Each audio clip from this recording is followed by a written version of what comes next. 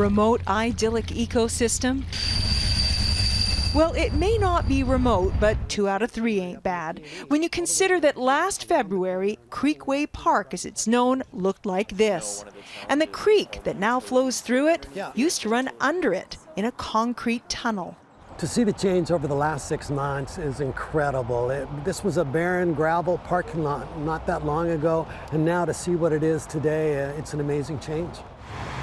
Mark Angelo, creator of International Rivers Day, has dreamed of daylighting Hastings Creek, restoring the land around it, near and on the P&E grounds, for a long time.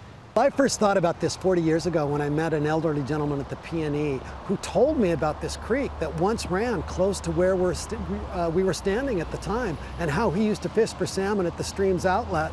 And that sparked an interest in this creek that's stayed with me ever since. Paving over salmon-bearing streams in the name of development wasn't something the city fathers had much trouble with once upon a time. But that attitude has changed. We have come full circle. What was deemed to be progress 50 years ago in terms of paving things over for roads and transportation. And I think that what we've realized now is that one doesn't have to be to the exclusion of the other. The City of Vancouver pumped $1.2 million into the recreation of Creekway Park, which will attract not just people, but birds, fish, and amphibians. But it doesn't end here. It's only phase 1 of the 3-phase Hastings Park project. The next stage, I hope, unfolds over the next few years, and that'll take this creek all the way down to the ocean.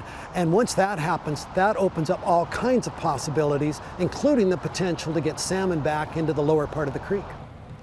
After the creek is exhumed from the fields of New Brighton Park and reunited with Burrard Inlet, the 3rd and final stage will reclaim it all the way up to the sanctuary, a pretty little hidden gem that was itself restored 13 years ago.